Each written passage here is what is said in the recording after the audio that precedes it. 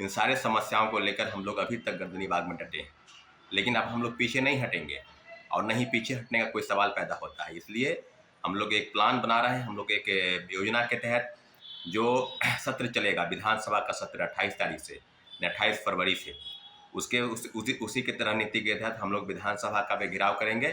जो पास होने वाले का प्रतिशत है वो मात्र 6%, और उसी पैटर्न पर, क्योंकि जो अभ्यर्थी दोबारा बापू परिसर केंद्र में जो परीक्षा हुई थी उसमें गड़बड़ी हुई, और उस गड़बड़ी के फलाफल पर यह हुआ कि वो परीक्षा को रद्द किया गया। वो परीक्षा 4 जनवरी को ली गई, और 4 जनवरी को जो परीक्षा हुई उसमें जो पास होने वाले लगभग 19%। और कई मामले हैं। एक मामला है जो कई तरीके से परीक्षा में गड़बड़ी को लेकर है। एक है पेपर जो आंसर को लेकर है, जो आंसर की उपलब्ध कराया गया बीपीएससी की तरफ से, प्रोविजनल और फाइनल आंसर की, उसमें कई तरह की गड़बड़ी खामी है, उसको चैलेंज किया गया है। सुप्रीम कोर्ट में एक याचिका दायर है जो बीपीएससी के चेयरमैन की नियुक्ति को लेकर सवाल है, उस पर याचिका दायर है। तो सब मामलों की सुनवाई आपको होनी है।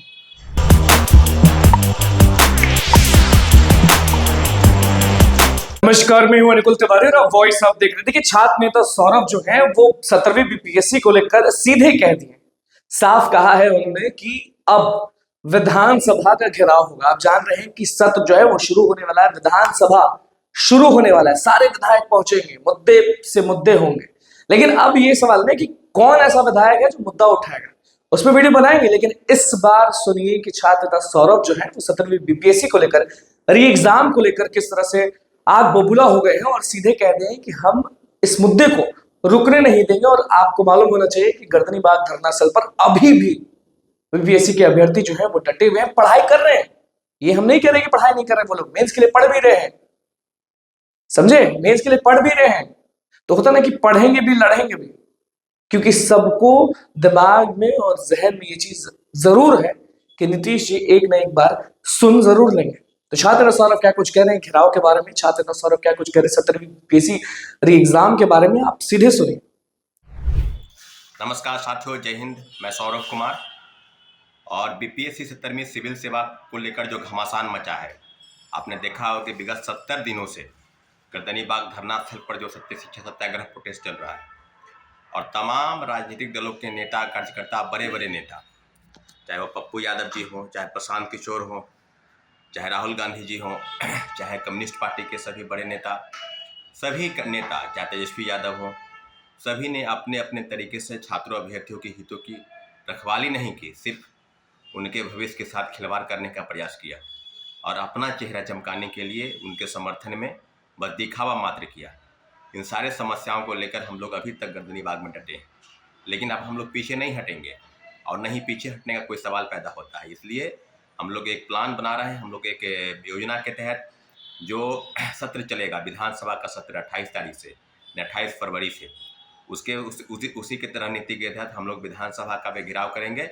क्योंकि विधानसभा के सत्र के दौरान जो भी चीज़ें होंगी उसमें सभी नेताओं ने, जो प्रतिपक्ष के नेता हैं, अपने अपने आवेदन के माध्यम से बीपीएससी 17वीं सिविल सेवा पीटी परीक्षा, जिसको लेकर जो गड़बड़ी हुई, जो धांधली हुई, और एक परीक्षा 2 पाली में आयोजित कराकर, और कह रही है बीपीएससी की ये जो है नॉर्मलाइजेशन लागू नहीं हुआ, तो ये नॉर्मलाइजेशन लागू ही है।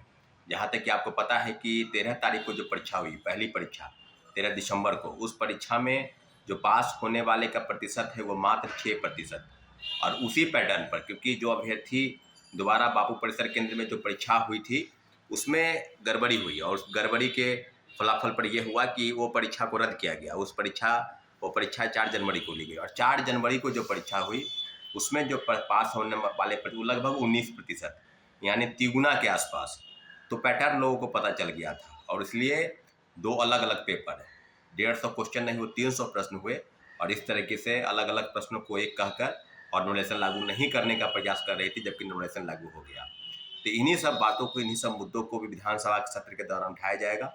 चाहे वो कांग्रेस के नेता हो, चाहे वो आरजेडी के नेता हो, चाहे सीपीआई, एमएल, सीपीआई, सबके नेताओं को हमने आवेदन के माध्यम से सूचित किया है कि अपने अपने तरीके से विधानसभा सत्र के दौरान इस प्रश्न को उठाएं, क्योंकि बहुत बड़ी गड़बड़ी 17वीं सिविल सेवा पीटी परीक्षा में हुई है। और देख रहे हैं जिस प्रकार से बुलेट की तरह, रफ्तार की तरह काम कर रही बीपीएससी। मैं ये नहीं कह रहा हूँ कि आप रफ्तार की तरह काम नहीं करें। आपको बताते चले कि जो बीपीएससी की मांग को लेकर पटना उच्च न्यायालय में याचिका दायर है, एक नहीं कई याचिका। एक याचिका है कि जो गड़बड़ी हुई 28 परीक्षा केंद्रों की सूची उनको सौंपी गई है, जहां क्लब में लोगों को एकत्र करके प्रश्न पत्र एकत्र करके उनको बताया जा रहा था। कहीं एंट्री में गड़बड़ी हो रही थी, कहीं प्रॉपर चेकिंग नहीं चल रहा था, कहीं जैमर और लाइट की व्यवस्था नहीं थी। इन सारे बिंदुओं को रेखांकित करते हुए कोर्ट में एविडेंस के तौर पर हमारी याचिका दायर है, Pappu Kumar versus government of Bihar. और कई मामले हैं, एक मामला है जो कई तरीके से परीक्षा में गड़बड़ी को लेकर है, एक है पेपर जो आंसर को लेकर है, जो आंसर की उपलब्ध कराया गया बीपीएससी की तरफ से प्रोविजनल और फाइनल आंसर की, उसमें कई तरह की गड़बड़ी खामी है, उसको चैलेंज किया गया है।